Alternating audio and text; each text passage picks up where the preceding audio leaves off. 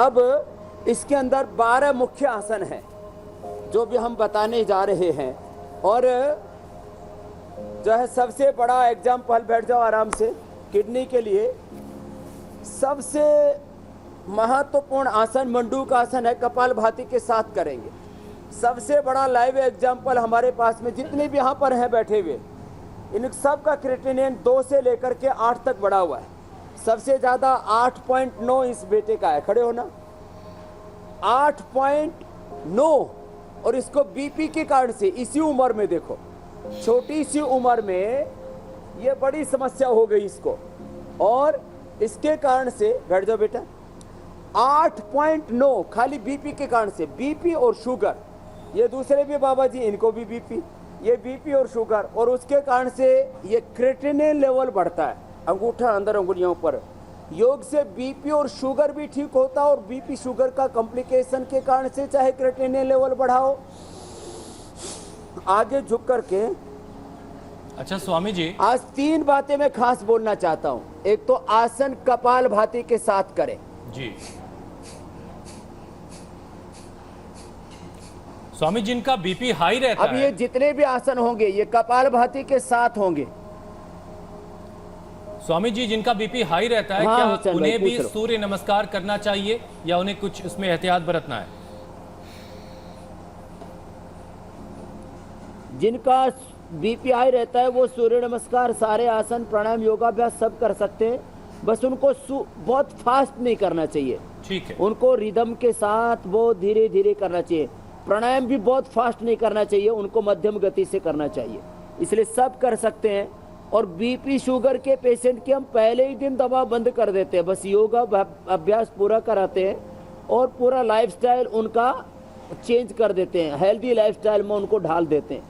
मंडूक आसन ऐसे झुक करके जब करते हैं, मंडूक आसन के साथ कपालभाति करना इतना आसान नहीं है जी, दबाव पड़ता है। ये प्रैक्टिस हो जाएगी 2-3 दिन में। आगे झुक करके देखो ऐसे,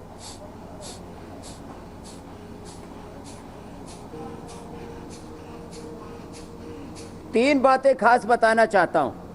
कपालभाति पूर्वक योगाभ्यास करना है, जो आज 12 आसन बता रहे हैं।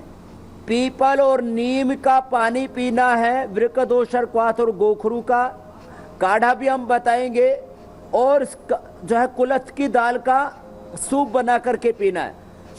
और कपालभाति करते करते फिर बैठ के जब प्राणायाम करेंगे तब एक्यूप्रेशर के साथ करने हैं। तो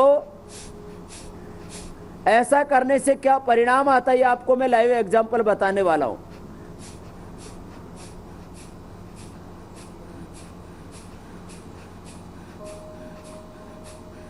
कपालभाति, और तो ये किडनी वालों के लिए, डायबिटीज वालों के लिए, जिनको पेट की बीमारी है, जिनको कोलाइटिस है, कॉन्स्टिपेशन है, जितने भी पेट के रोग है उन सब के लिए, इंडाइजेशन है, कॉन्स्टिपेशन है, कोलाइटिस है, अर्थराइटिस है, उनके लिए भी प्राणायाम पूर्वक आसन करें। मैंने आसन और प्राणायाम दोनों को एक साथ कर दे, योग कर दिया। थोड़ा मजाक की भाषा में बोले तो आसन के साथ प्राणायाम की शादी कर दे, योग कर दे, जोड़ दे।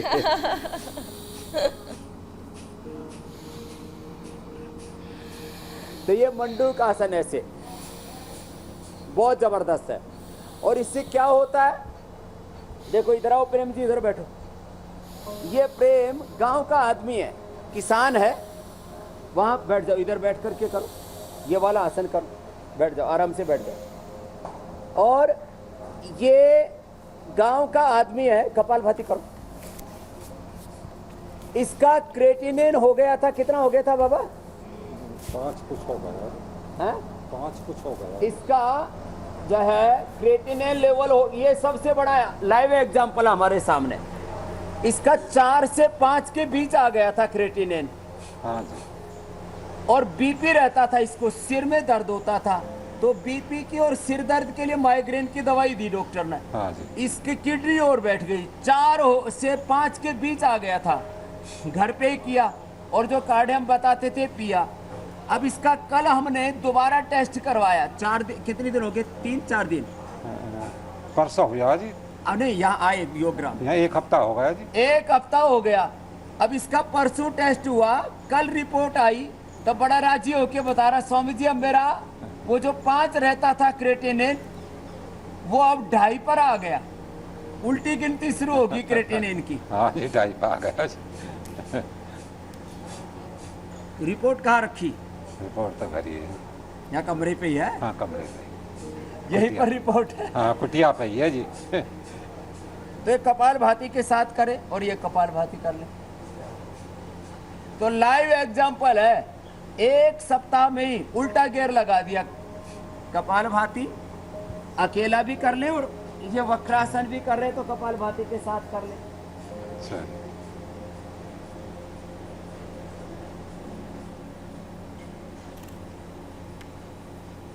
स्वामी जी, एक निश्चित उम्र के बाद अगर कोई समस्या होती किसी को तो वो समझा जा सकता है, लेकिन नौजवानों में जिस तरह की परेशानी, जिस तरह की प्रॉब्लम्स, मेडिकल प्रॉब्लम्स आजकल आ रही हैं, वो ज़्यादा परेशान करती हैं।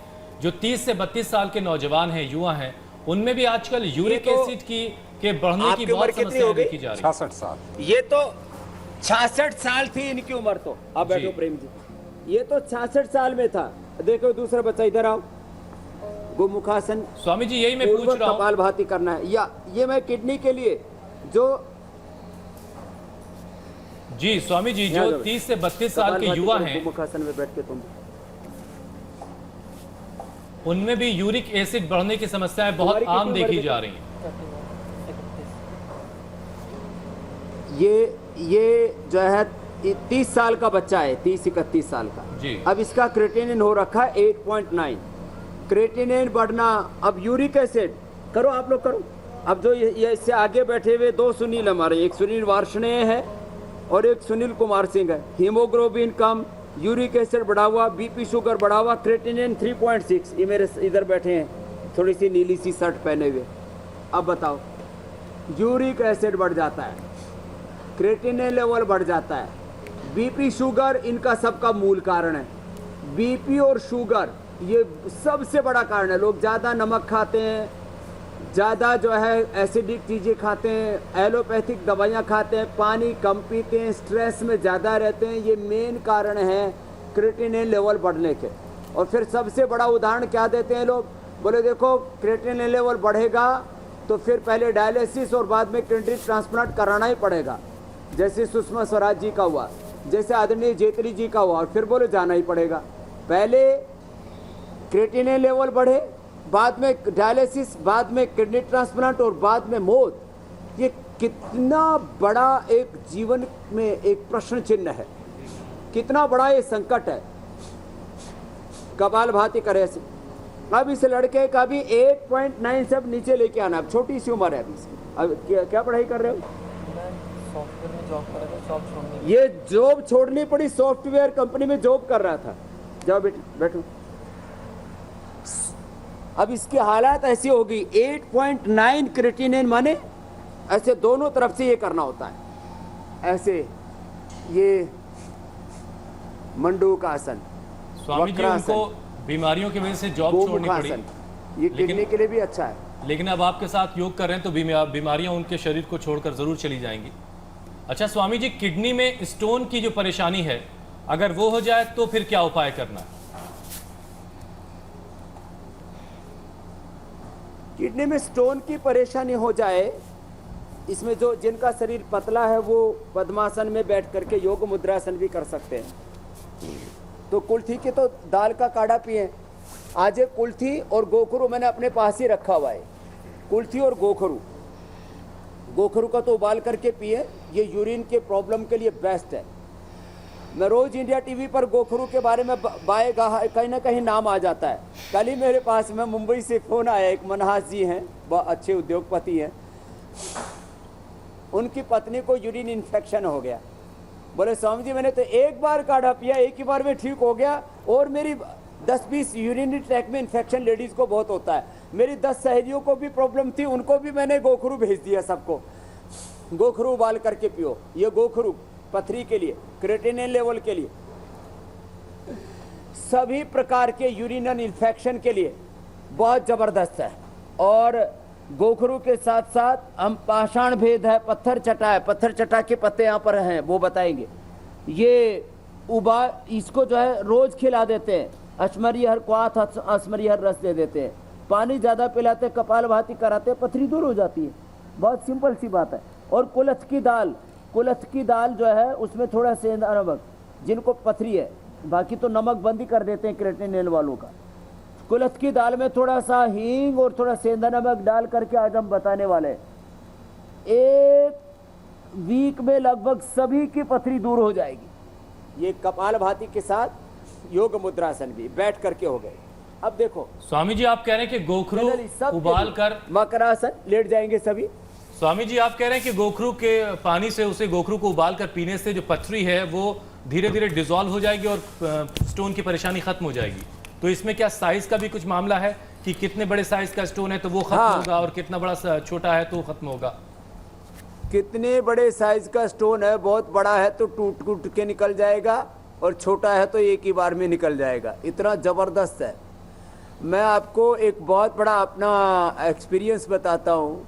मैंने पहले भी इंडिया टीवी पर एक बार बताया था, दुनिया में सबसे ज़्यादा कठोर धातु मानी जाती है डायमंड। डायमंड से दूसरे कठोर से कठोर धातु को भी काटने का काम करते हैं। उसका डायमंड का पाउडर लगा देते हैं उसके मशीन के अगले वाले हिस्से के ऊपर। मैंने डायमंड को पिघला दिया। किससे?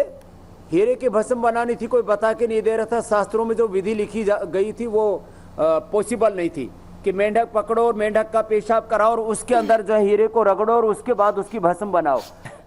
हमने जो है किसी एक कोई बड़े महापुरुष से सुना कि भाई कुलथ की दाल का काढ़ा बना करके उसमें थोड़ा सेंधा नमक और हींग डाल करके उसमें हीरे रगड़ो। तो हीरे के व्यापारी, क्योंकि मैंने योग सूरत से शुरू किया था, वहाँ हीरे के व्यापारी उसमें मैंने 1 किलो डायमंड ले लिया, जो डायमंड का चूरा होता है वो, और उसको फिर मैंने रगड़ा तो पहले ही दिन डायमंड भस्म हो गया। तो जो डायमंड गला देता है पथरी की तो बात क्या है, कुलथ की दाल। आज इसलिए उसका सूप बना करके दिखाने वाले हैं हम। रोज कोई ना कोई ऐसे हेल्दी रेसिपी भी हम बताते हैं, घरेलू उपचार।